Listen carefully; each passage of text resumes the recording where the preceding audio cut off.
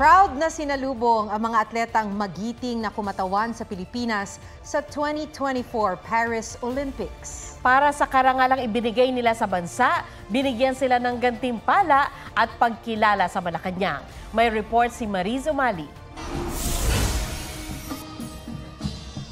Bit-bit ang watawat ng Pilipinas, sabay na bumaba ng eroplano sina two-time Olympic gold medalist Carlos Yulo at bronze medalist Nesty Petesio paglapag sa Villamor Air Base pasado alas 7 ng gabi. Kasama nilang dumating si bronze medalist Ira Villegas at iba pang Olympian. Masaya silang sinalubong ng kani-kanilang mga kaanak. Si Nesty di naiwasang maging emosyonal.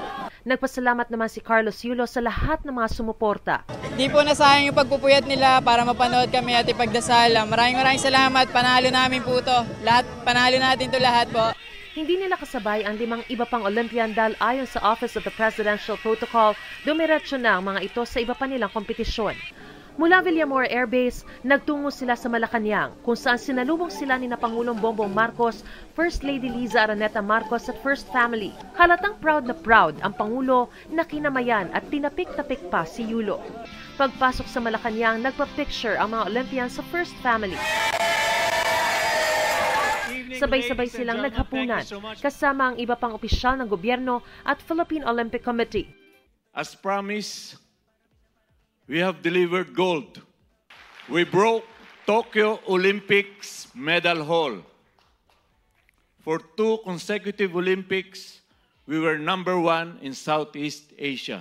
Pinapaganda ninyo at pinapatingkad ninyo ang pangalan ng Pilipino. At kaya naman, kami naman nagpapasalamat sa inyong lahat. Pinapasikat ninyo ang Pilipinas sa buong mundo. You have shown the spirit of the Filipino, the determination of a Filipino, and the excellence of the Filipino spirit. Para sa dugot pawis na inalay, ginawaran ng presidential citation ang lahat ng lumahok sa Olympics at binigyan ng Pangulo ng tig 1 milyong pisong cash incentive ang mga hindi nakapag-uwi ng medalya. Bukod sa presidential citation, binigyan naman ng tig 2 milyong piso ang bronze medalists na sina Nesty Petesio at Ira Villegas. Ginawaran naman si Yulo ng Presidential Medal of Merit para sa 2 nakamit na Olympic gold sa gymnastics at 20 million pesos na cash incentive. Sa lahat po ng atleta po, sobrang proud po ako na pinaglaban po natin, binigay po natin yung best natin sa lahat po.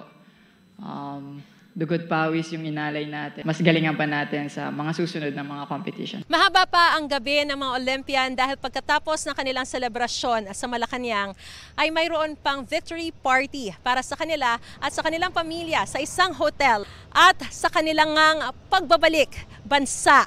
Hindi lamang nila bit-bit ang tagumpay para sa sarili, kundi ang karangalan para sa buong sambayanang Pilipino. Para sa GMA Integrated News, Mariz Umali, nag-uulat.